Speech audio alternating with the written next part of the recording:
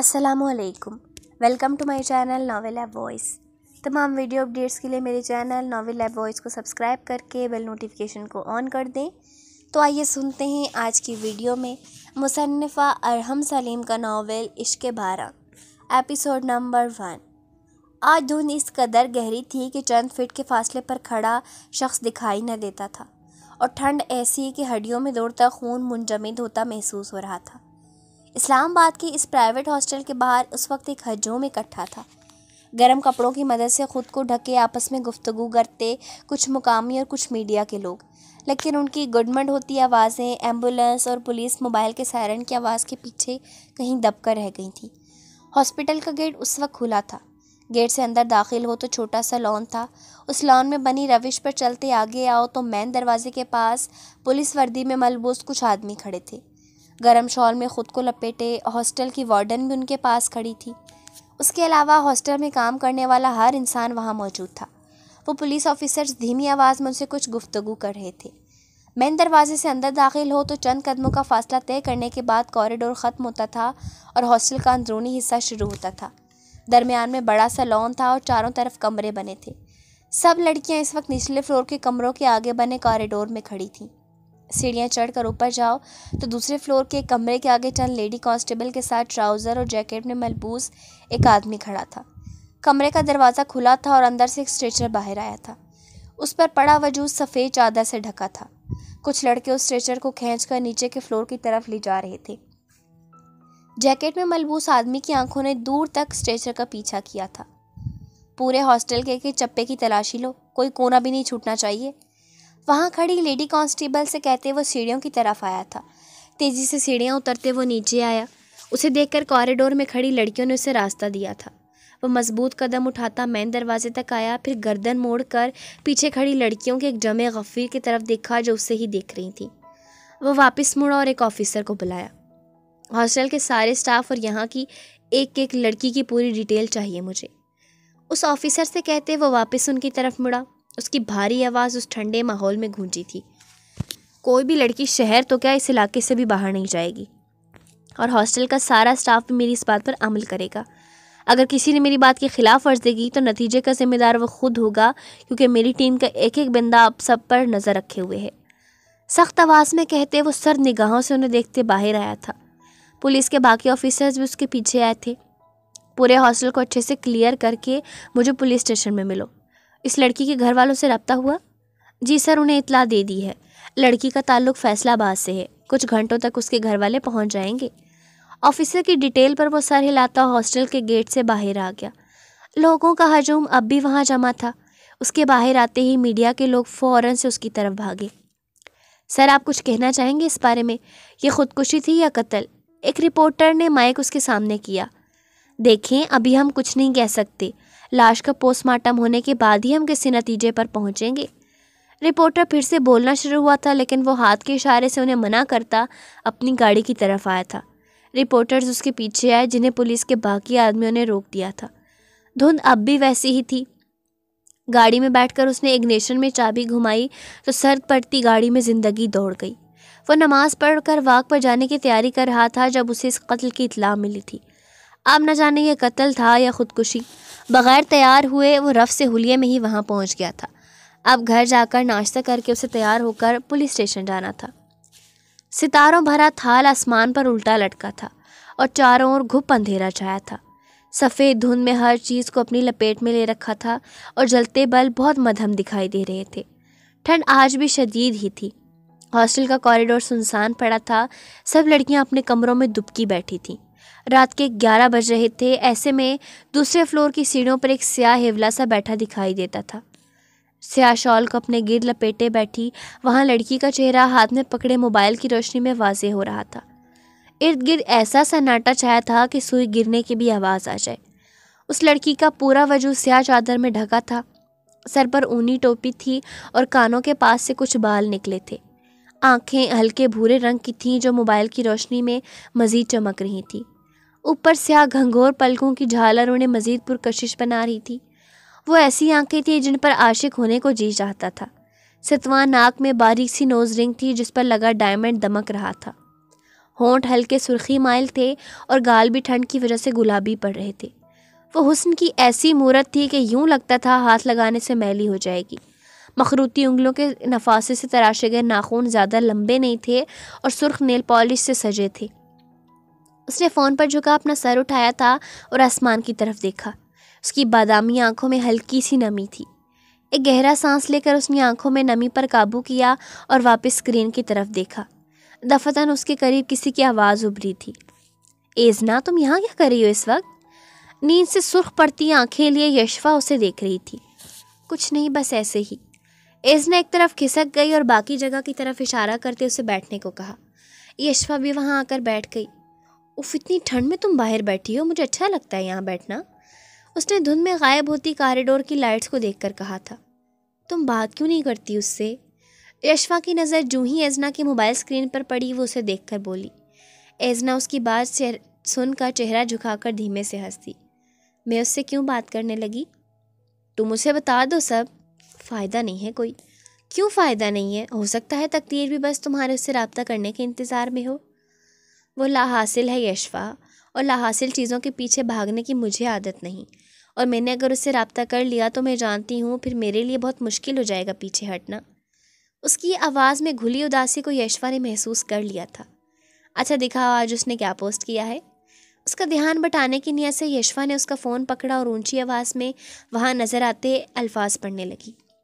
میری اندر موجود خاموشی اس قدر گہری ہوتی جا رہی ہو کہ مجھے اپنے وجود سے ہی خوف آنے لگتا ہے میرے جسم میں بہت جلد ایک سیاہ مایا میں تبدیل ہو جائے گا، پھر دھیرے دھیرے میرے بال اور ناخن ختم ہو جائیں گے اور میرا جسم گلنے لگے گا۔ ان قریب میں ہڈیوں کا ایک ڈھانچہ بن کر رہ جاؤں گا۔ میں ختم ہو رہا ہوں۔ میرے وجود سے اٹھتی بدبو مجھے مار رہی ہے۔ سب کہتے ہیں میں پاگل ہو رہا ہوں۔ کیا میں واقعی پاگل ہو رہا ہوں؟ لیکن ایک پاگل کو کیسے معلوم پڑتا ہے کہ وہ پاگل ہو رہا ہے؟ یشفا نے جھرجھری لیتے فون واپس ایزنا کو پکڑا دیا۔ کیسے لکھتا ہے یہ سب؟ اور تمہیں نظر کیا آیا اس میں؟ تم نہیں سمجھو گی۔ بہت عجیب ہو تم۔ ایک ایسا انسان جسے تم نے کبھی نہ دیکھا، نہ کبھی اس کی آواز سنی، نہ کبھی اس سے بات ہوئی، تم انسان کی محبت میں مبتلا کیسے ہو سکتی ہو؟ محبت پوچھ کر تھوڑی ہوتی ہے، وہ تو بس ہو جاتی ہے۔ ایزنا موبائل اسکرین کو دیکھتے پھر دھیمے سے مسکرائی تھی۔ تم نے واقعی اسے کبھی نہیں دیکھا؟ یشفا نے کسی خیال کے تحت ایک بار پھر سے پوچھا۔ نہیں، بتایا تو تھا یہ اپنا چہرہ نہیں دکھاتا، اور اگر زندگی کے کسی موڑ پہ یہ تمہیں مل جائے تو کیا تم اسے پہچانو گی؟ یہ مجھے کبھی نہیں ملے گا، کبھی بھی نہیں۔ موبائل اسکرین کی طرف دیکھتے ایزنا نے دھیرے سے کہا تھا۔ یشفا اسے دیکھ کر بس نفی میں سر ہلا کر رہ گئی۔ میں اندر جا رہی ہوں، آ جاؤ تم بھی، وہ کہتی اٹھ کھڑی ہوئی اور اپنے کمرے کی طرف بڑھ گئی۔ پیچھے بیٹھی ایزنا اب بھی موبائل اسکرین کو دیکھ رہی تھی، پھر اس کے سرخ لبوں نے اسکرین پر نظر آتے نام کو دیکھ کر دھیمی سی سرگوشی کی تھی، سیان خیبر شاہ۔ اگلی کی صبح ہاسٹل کی دیواروں پر بہت نرم گرم سی اتری تھی۔ ایزنا اس وقت شیشے کے آگے کھڑی یونیورسٹی جانے کے لیے تیار ہو رہی تھی۔ سیاہ گھنگرالے بالوں کو کنگھی کر کے اس نے ڈھیلے سے جوڑے میں باندھا تھا اور پھر سائڈ پر رکھا سن بلاک اٹھا کر چہرے پر لگایا۔ وہ سفید بیل باٹم کے اوپر جامنی رنگ کی شارٹ فراک پہنے ہوئے تھی، اوپر ہاف وائٹ رنگ کا سویٹر اور گلے میں مفلر لپٹا تھا۔ وہ مڑی اور بیڈ پر استری کی شال کو اٹھا کر سر پر اچھے سے اوڑھا۔ اسے ضرورت سے زیادہ ہی ٹھنڈ لگتی تھی، یہی وجہ تھی کہ آج تیز دھوپ کے باوجود بھی اس نے مفلر، گرم شال سب لیا تھا۔ بیڈ پر رکھی 2 کتابوں کو بیگ میں ٹھونسا اور چارجر پر لگا فون اتار کر بیگ پکڑے باہر آ گئی۔ یشفا باہر کھڑی کسی لڑکی سے بات کر رہی تھی۔ چلو آ گئی میں، ایزنا نے کمرے کو لاک لگاتے کہا تو وہ تینوں سیڑھیوں کی طرف بڑھیں۔ جب سامنے سے اوپر آتی لڑکی کو دیکھ کر وہ رکی۔ ایزنا کے چہرے پر شدید ناگواری ابھری تھی۔ Hello beautiful lady. وہ لڑکی بالکل ایزنا کے سامنے آ کر کھڑی ہو گئی، پھر اس نے ہاتھ اٹھایا اور ایزنا کے گال پر نرمی سے پھیرا۔ ایزنا نے حقارت سے اس کا ہاتھ جھٹک دیا تو وہ لڑکی دھیرے سے ہنس دی۔ اس کی آنکھوں کی چمک ایزنا کی حرکت پر مزید بڑھ گئی تھی۔ Don't dare to touch me again. دانت سختی سے ایک دوسرے پر جمائے وہ غصے سے بولی تھی۔ اس کا سانس تیز تیز چلنے لگا تھا۔ یشفا نے فوراً سے اس کے کندھے پر ہاتھ رکھا تھا۔ غصے میں تو تم اور بھی خوبصورت لگتی ہو، خدا جانے کیا کھا کر پیدا کیا تھا تمہاری ماں نے۔ وہ لڑکی ہنس کر بولی۔ ایزنا چلو یہاں سے۔ یشفا اور ساتھ کھڑی دوسری لڑکی نے ایزنا کو کندھوں سے پکڑ کر کھینچا تھا کہ وہ معدہ وہ صبح صبح لڑنا ہی نہ شروع ہو جائے۔ آئندہ تم نے مجھ سے کوئی بکواس کی تو مجھ سے برا کوئی نہیں ہوگا۔ انگلی اٹھا کر ایک ایک لفظ چبا کر کہتے اسے سختی سے وارن کرتے ایزنا سیڑھیوں کی طرف بڑھی تھی۔ یشفا اور دوسری لڑکی مائدہ بھی اس کے پیچھے آئی۔ تم سے برا کوئی ہے بھی نہیں میری جان۔ وہ تیزی سے سیڑھیاں اتر رہی تھی جب اسے نمرا کی آواز آئی۔ ایزنا نے غصے سے چہرہ اٹھا کر اوپر دیکھا تھا، جو ریلنگ پر جھکی اسے ہی دیکھ رہی تھی۔ ایزنا کے دیکھنے پر وہ آنکھ دھپاتے ہنستی۔ ایزنا چلو یہاں سے۔ یشفا نے پھر سے اس کا ہاتھ پکڑا اور کھینچتے ہوئے اپنے ساتھ لے گئی۔ یہ سمجھتی کیا ہے خود کو، میں منہ توڑ دوں گی اس کا، آئندہ اس نے مجھے ہاتھ بھی لگایا تو۔ غصے سے اس کا چہرہ سرخ پڑ رہا تھا، ناک کے نتلے پھول چکے تھے۔ تم چھوڑو اسے، معلوم تو ہے وہ پاگل ہے۔ مائدہ نے اسے ٹھنڈا کرنا چاہا۔ وہ لوگ اب مین گیٹ کے سے گزر کر باہر آ گئی تھیں۔ ایزنا نے لمبا سانس لے کر اپنے اندر سے اٹھتے غصے کے لاوے کو دبایا تھا۔ چلو بس آ گئی۔ یونی کی بس ان کے سامنے رکی تو وہ اس پر سوار ہو گئی۔ ایزنا کھڑکی کے پاس موجود خالی سیٹ پر بیٹھ گئی۔ وہ ہمیشہ کھڑکی کے پاس ہی بیٹھتی تھی۔ اگر کوئی سیٹ خالی نہ ہوتی وہ دروازے کے سامنے بیٹھ جاتی، اور اگر وہ سیٹ بھی خالی نہ ہوتی تو وہ کھڑے ہو کر جانا پسند کرتی تھی۔ کھڑکی کے پاس بیٹھ کر ٹھنڈی ہوا کو محسوس کرتے پاس سے گزرتی گاڑیوں کو دیکھنا اسے بہت پسند تھا۔ جیسے ہی کوئی گاڑی تیزی سے گزرتی، ہوا کا ایک تیز جھونکا آتا اور وہ مسکرا دیتی۔ تیز ہوا جب اس کی جلد پر دباؤ ڈالتی تھی اسے اپنے اندر ایک کھلکھلاہٹ سی محسوس ہوتی تھی۔ اب بھی اس کا غصہ پل میں غائب ہو گیا تھا۔ ہاسٹل یونیورسٹی سے تقریباً آدھے گھنٹے کے فاصلے پر تھا۔ ارد گرد کے نظاروں سے لطف اندوز ہوتے اب وہ یونیورسٹی کے گیٹ کے سامنے کھڑی تھیں۔ گیٹ سے ان کا ڈپارٹمنٹ 20 منٹ کی واک پر تھا۔ تم نے فارن اسکالرشپ کے لیے اپلائی کیا؟ یشفا نے ہاتھ میں پکڑے رجسٹر کو آنکھوں کے اوپر کرتے دھوپ سے بچانا چاہا تھا۔ سوچ رہی ہوں، تمہیں کرنا چاہیے ایزنا، تم ایک لائق اسٹوڈنٹ ہو، اور دوسرا تمہیں شوق بھی ہے، تمہیں اس موقع سے فائدہ اٹھانا چاہیے۔ ہاں یشفا ٹھیک کہہ رہی ہے، ہم دونوں کے گھر والے نہیں مانیں گے، لیکن انکل آنٹی تمہیں کچھ نہیں کہیں گے۔ چلو آج بابا سے ڈیٹیل میں بات کروں گی اس بارے میں، ویسے بھی لاسٹ ڈیٹ گزرنے میں وقت ہے۔ یوں ہی باتیں کرتے وہ کلاس میں داخل ہو گئیں۔ شروع کی چند کرسیاں خالی تھیں، وہ وہاں آ کر بیٹھ گئیں۔ ایزنا اور یشفا کی دوستی یونی کے پہلے دن سے ہو گئی تھی۔ ایزنا پہلے یونیورسٹی کے ہاسٹل میں رہتی تھی، لیکن پھر وہاں ناقص سہولیات کی وجہ سے وہ یشفا کے ہاسپٹل شفٹ ہو گئی تھی۔ مائدہ سے ان کی دوستی کچھ عرصہ پہلے ہی ہوئی تھی، جو انہی کے ڈپارٹمنٹ کی تھی اور چند ماہ پہلے ہی ان کے ہاسٹل آئی تھی۔ اس وقت ان کا سیکنڈ لاسٹ سیمسٹر چل رہا تھا۔ وہ سب ہی سائیکالوجی کی اسٹوڈنٹ تھیں۔ کلاس میں کافی گہما گہمی تھی اور پروفیسر کے داخل ہوتے ہی وہاں خاموشی چھا گئی۔ وہ تینوں بھی خاموش ہوتے پروفیسر کی جانب متوجہ ہو گئیں۔ اس وقت وہ تینوں کیفے میں بیٹھی تھیں۔ سامنے بریانی کی ایک پلیٹ رکھی تھی اور وہ اسکالرشپ کے بارے میں ہی ڈسکس کر رہی تھیں۔ ایزنا کے بیگ میں رکھا اس کا موبائل ایک دم سے بجا تھا۔ اس نے بیگ میں ہاتھ ڈال کر موبائل نکالا تو نمبر دیکھ کر وہ مسکرا دی۔ السلام علیکم بابا، اس نے مدھم مگر پرجوش آواز میں کہا تھا۔ وعلیکم السلام، کیسا ہے میرا بیٹا؟ میں بالکل ٹھیک، آپ سنائیں، اماں کیسی ہیں؟ میں بھی بالکل ٹھیک ہوں، اور تمہاری اماں بھی تمہیں بہت یاد کر رہی ہے۔ بس بابا کچھ دنوں سے مصروف تھی اس لیے کال نہیں کر سکی۔ اور سناؤ، تم سب ٹھیک جا رہا ہے؟ جی بابا ایک دم ٹھیک، انفیکٹ مجھے آپ سے کچھ ڈسکس کرنا تھا۔ ہاں بولو۔ وہ بابا میں فارن اسکالرشپ کی اپلائی کرنے کا سوچ رہی ہوں، لیکن میں نے سوچا پہلے آپ سے پوچھ لوں۔ تم کیا چاہتی ہو؟ مجھے تو کچھ خاص شوق نہیں، پر یہ یشفا لوگ ہی کہہ رہے ہیں مجھے کرنا چاہیے، اور کچھ ٹیچرز نے بھی مجھے کہا ہے، آگے جاب کو لے کر مجھے بہت آسانی ہوگی۔ بیٹا جو تمہیں ٹھیک لگے کر لو، مجھے تو کوئی اعتراض نہیں، بس تمہاری اماں کا مسئلہ ہے۔ وہ دھیرے سے ہنستے ہوئے بولے۔ ان کو تو آپ منا لیں گے ہمیشہ کی طرح۔ وہ کہہ کر دھیما سا ہنسی تھی۔ اس کی مسکراہٹ اس قدر خوبصورت تھی کہ پاس ٹیبل پر بیٹھے ایک لڑکے نے مڑ کر اس کی طرف دیکھا تھا۔ اس کی ہلکی سرمئی آنکھوں میں چمک ابھری تھی۔ وہ جہاں سے بھی گزرتی تھی لوگوں کو ٹھٹکنے پر مجبور کر دیتی تھی۔ کسی محفل میں جاتی تو اپنے اخلاق اور خوبصورتی کی وجہ سے سب کو اپنی جانب متوجہ کر لیتی۔ بیٹا جی ہم تو شروع دن سے یہی کرتے آ رہے ہیں، ایک دفعہ پھر کر لیں گے۔ انہوں نے ٹھنڈی آہ بھری تھی تو ایزنا مسکرا دی۔ اسے آج بھی وہ دن اچھے سے یاد تھا جب وہ اپنا شہر چھوڑ کر اتنی دور پڑھنے کے لیے آئی تھی۔ اماں نے رو رو کر پورا شہر سر پر اٹھا لیا تھا۔ وہ اپنے ماں باپ کی اکلوتی اولاد تھی، اور اولاد بھی وہ جسے انہوں نے منتوں مرادوں کے بعد پایا تھا۔ وہ اپنے ماں باپ کی شادی کے 12 سال بعد پیدا ہوئی تھی۔ وہ ایسی چڑیا تھی جس میں اس کے ماں باپ کی جان قید تھی۔ مزید 3-4 باتیں کرنے کے بعد اس نے فون رکھ دیا۔ کیفے کی ایک طرف اچانک شور سا اٹھا، ان تینوں نے گردن موڑ کر اس طرف دیکھا۔ اسٹوڈنٹس کا ایک گروپ وہاں بیٹھا تھا اور کیفے میں بیٹھے کچھ لڑکے لڑکیاں اٹھ کر اس طرف جا رہے تھے۔ کیا ہو رہا ہے وہاں پر؟ پاس سے گزرتے ایک لڑکے کو روک کر یشفا نے پوچھا تھا۔ مجھے کیا معلوم، میں تو خوش شور سن کر جا رہا ہوں۔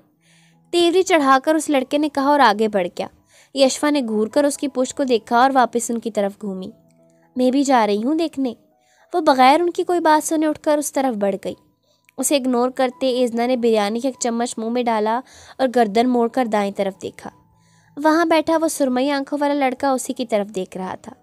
एजना के देखने पर वो फ़ौरन से गड़बड़ा कर दूसरी तरफ देखने लगा।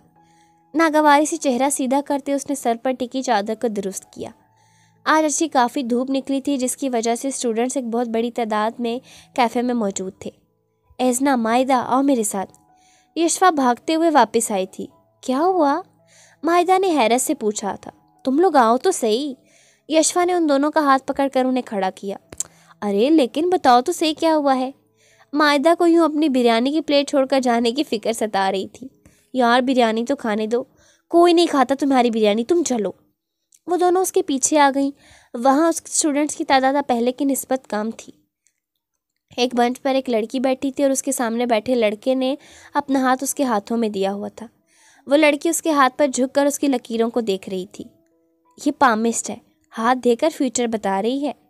यशवा ने पुरजोशी से उन्हें बताया। मैंने भी अपना हाथ दिखाया और उसने कहा कि मेरी ज़िंदगी में बहुत जल्द एक इंतहाई काबिल इंसान आने वाला है जो मुझसे शदीद मोहब्बत करेगा। काबिल इंसान को काबिल बीवी की तलाश होगी और फ़िलहाल तुम्हें देखकर तो कहीं से नहीं कहा जा सकता कि तुम काबिल हो। माहिदा ने उसका मजाक उड़ाया था। यशवा ने एक हल्का सा थप्पड़ उसके कंधे पर मारा और एजना को पुकारा। एजना, इसे छोड़ो, तुम अपना हाथ दिखाओ। मुझे यकीन है तुम्हारी किस्मत में भी कोई बहुत हसीन इंसान लिखा है। यशवा को उस पामिस्ट की बात ने शायद ज़रूरत से ज़्यादा ही खुश कर दिया था। मुझे इन सब चीज़ों में कोई इंटरेस्ट नहीं, मैं वापस जा रही हूँ। सर से ढलकती चादर को ठीक करते वो वापस मुड़ी जब यशवा ने उसका हाथ पकड़कर वापस खींचा। यार एक दफ़ा दिखा दो मेरे लिए। यशवा, जब मुझे इन सब बातों पर यकीन ही नहीं तो मैं क्यों दिखाऊं? तो मैं कब कह रही हूँ उस पामिस्ट की कही बात 100% ठीक है, बस ज़रा मज़ा करने के लिए कह रही हूँ। एजना लंबी सांस लेते यशवा की तरफ देखा जो उम्मीद भरी नज़रों से उसे देख रही थी। अच्छा ठीक है, हाथ खड़ा करके उसने कहा और सामने रखी खाली कुर्सी पर बैठ गई जहाँ कुछ देर पहले वो लड़का बैठा था। हाथ आगे करो। उस पामिस्ट के कहने पर एजना ने हथेली उसके सामने कर दी। सफ़ेद दूधिया हाथ पर लकीरें हल्के गुलाबी रंग की थीं। उसका मरमरी हाथ उस पामिस्ट के हाथ में था और वो उस पर झुकी न जाने क्या तलाश कर रही थी। वो तीनों गौर से उसके झुके सर को देख रही थी। नाम क्या है तुम्हारा? उसने बगैर सर उठाए पूछा। एजना। एजना मतलब रोशनी। अब क्या? उसने सर उठाकर एजना की आंखों में देखा था। एजना ने बस इस बात में सर हिलाया। काफ़ी सोच समझ कर रखा है तुम्हारा नाम जिसने भी रखा है। मतलब कि तुम वाकई में रोशनी हो। अंधेरों में घिरे एक इंसान की ज़िंदगी में रोशनी की पहली किरण बनने वाली हो तुम। लेकिन एक मसला है। कैसा मसला? यशवा ने पुरजोशी से पूछा। एजना बस उलझी हुई नज़रों से उसे देख रही थी जो वापस उसके हाथ पर झुक गई थी। अंधेरों में घिरे इंसान के लिए रोशनी की किरण बनते बनते ये रोशनी में खड़े एक इंसान को अंधेरों के हवाले कर देगी। एजना ने नासमझी से उसे देखा। उसकी बात उसके सर के ऊपर से गुजरी थी। और क्या लिखा है इसके हाथ की लकीरों में? तकोन। तकोन? यशवा ने नासमझी से ये लफ्ज़ दोहराया। हाँ, तकोन। एक ऐसी तकोन जो इश्क के इंतहा का सफ़र करेगी, जिसमें एक को हर चीज़ से नवाज दिया जाएगा और दूसरे से सब कुछ छीन लिया जाएगा। ये तकोन मोहब्बत की ऐसी दास्तान कायम करेगी जिसे ज़माना बरसों याद रखेगा। एक ऐसी तकोन जो एक को आबाद करेगी और दूसरे को बर्बाद, और उस सब की ज़िम्मेदार सिर्फ तुम होगी। उसने उंगली से एजना की तरफ इशारा किया। धूप में चमकती एजना की कांच की आंखों में नागवारी उभरी थी। उसे सामने बैठी उस लड़की की बातों में कोई दिलचस्पी नहीं थी। लेकिन इस सब में तुम्हारा कोई कसूर भी नहीं होगा। ये सब ऐसा ही लिखा है और उसे ऐसे ही होना है। हाँ, मैं या तुम कोई भी इंसान इस मामले में बेबस है। बस ठीक है। एजना ने एकदम से अपना हाथ खींचा और उठ खड़ी हुई। यशवा ने जल्दी से पैसे चंद निकाल कर इस पामिस्ट को दिए और एजना के पीछे आई। माहिदा भी उसके साथ आ गई। वो लोग टेबल पर वापस जाकर बैठ चुकी थीं। उसने गर्दन मोड़कर दाएं तरफ देखा। सुरमई आंखों वाला लड़का अब वहाँ नहीं था। एजना, तुम ठीक हो? यशवा ने पास आते कहा था। हाँ, मुझे क्या होना है? नहीं, मुझे लगा शायद तुम्हें इस पामिस्ट की बातें बुरी लगी हैं। मुझे उसकी बातों पर यकीन ही नहीं तो बुरी कहाँ से लगेंगी?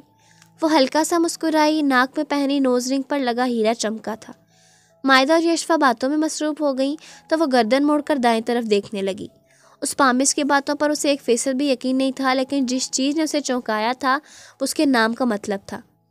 اس کا نام کافی الگ تھا اور ہر کسی کو اس کے نام کا مطلب نہیں معلوم ہوتا تھا، بلکہ کسی کو بھی معلوم نہیں ہوتا تھا۔ لوگ اس کا نام صحیح سے پکارتے بھی نہیں تھے بجائے اس کا مطلب جاننا۔ پھر اسے میرے نام کا مطلب کیسے معلوم ہوا؟ ہو سکتا ہے اس کے کسی جاننے والے کا نام ایزنا ہو۔ اس نے اپنے ہاتھ کی لکیروں کو دیکھتے ہوئے خود سے کہا تھا۔ وہ آج پھر سے سیڑھیوں پر چادر لپیٹے بیٹھی تھی۔ گنگرالے بالوں کا جوڑا بنا تھا اور ایک لٹ اس کے گال کو چھو رہی تھی۔ شام کے 4 بج رہے تھے اور اس وقت ہاسپٹل میں کافی گہمی تھی۔ وہ اس وقت رف سے ٹراؤزر شرٹ میں ملبوس تھی، لیکن اس کا سارا وجود چادر میں ڈھکا تھا۔ ہاتھ میں فون موجود تھا اور اس کی ساکت نظریں اسکرین پر نظر آتے الفاظ کو پڑھنے میں مصروف تھیں۔ کہتے ہیں عالم ارواح میں ہماری روح اس شخص سے ملاقات کر چکی ہوتی ہے جسے دنیا میں آ کر ہماری زندگی کا حصہ بننا ہوتا ہے۔ اس دنیا کی اربوں کی آبادی میں اسے کو صرف ہمارے لیے مختص کیا گیا ہے، وہ جو صرف میری ہے، جس کا خیال ہر وقت میرے ذہن میں گردش کرتا رہتا ہے۔ میں بس تم سے اتنا کہنا چاہتا ہوں کہ ہر گلی کوچے سے گزرتے میرے دل کی دھڑکن تمہارا ورد کرتی ہے، میری بھٹکتی نظریں تمہیں تلاش کرتی ہیں۔ دیوانگی کا ایسا عالم ہے کہ میں گھنٹوں تصور میں تم سے باتیں کرتا رہتا ہوں۔ میں نے تم سے دور ہو کر بھی تم سے رب جوڑے رکھا ہے۔ اس نے گہری سانس لے کر موبائل کی دائیں جانب موجود بٹن دبایا۔ اسکرین ایک دم سے کالی ہو گئی۔ بھوری کانچ سی آنکھیں اٹھا کر اس نے نارنجی رنگ کے آسمان کی طرف دیکھا۔ سورج ڈوبنے والا تھا۔ نارنجی آسمان کا عکس اس کی بھوری آنکھوں میں بہت دل فریب لگ رہا تھا۔ دفتن قدموں کی آہٹ پر اس نے گردن موڑ کر نیچے سے آتی سیڑھیوں کی طرف دیکھا۔ طنزیہ مسکراہٹ ہونٹوں پر سجائے نمرا اسے ہی دیکھ رہی تھی۔ ایزنا غصہ ضبط کرنے کی نیت سے نچلا لب دانتوں تلے دبایا اور اٹھ کھڑی ہوئی۔ وہ مزید اس لڑکی کے منہ نہیں لگنا چاہتی تھی، لیکن اس سے پہلے وہ آگے بڑھتی نمرا نے اس کی کلائی کو ہاتھ میں لے کر جھٹکے سے اپنی جانب کھینچا۔ ایزنا لڑکھڑا کر پیچھے مڑی۔ اس کا توازن بگڑا تھا اور وہ نمرا سے ٹکرا گئی۔ نمرا کے ہونٹ اس کے گال سے مس ہوئے تھے۔ ایزنا کرنٹ کھا کر پیچھے ہوئی۔ ایک دم سے اس کی آنکھیں خون چھلکانے لگی تھیں۔ دانتوں کو سختی سے ایک دوسرے پر جمائے وہ چادر درست کرتے اپنے کمرے کی طرف بڑھ گئی۔ نمرا نے اپنے ہونٹ پر انگوٹھا پھیر کر اسے آنکھوں کے سامنے کیا۔ Sweet like a candy. اس کے ہونٹ کا دائیں کنارہ مسکراہٹ کے انداز میں اوپر اٹھا تھا اور نظریں ایزنا کے کمرے کے دروازے پر تھی۔ کچھ قدموں پر بنے ایزنا کے کمرے کے اندر جھانکو تو وہ بیڈ پر بیٹھی تیز تیز سانس لے رہی تھی۔ غصے کی زیادتی سے اس کا چہرہ سرخ تھا۔ چادر کندھوں سے ڈلک کر نیچے گر گئی تھی اور بال بھی سامنے سے ذرا بکھر گئے تھے۔ تمہیں کیا ہوا؟ یشوا تولیے سے ہاتھ پہنچتے واش روم سے باہر آئی اور حیرت سے اس کی طرف دیکھی۔ میں اس کا خون پی جاؤں گی۔ کس کا؟ اس نمرا کی بچی کا۔ اوہ، لگتا ہے پھر سے ٹاکرا ہو گیا۔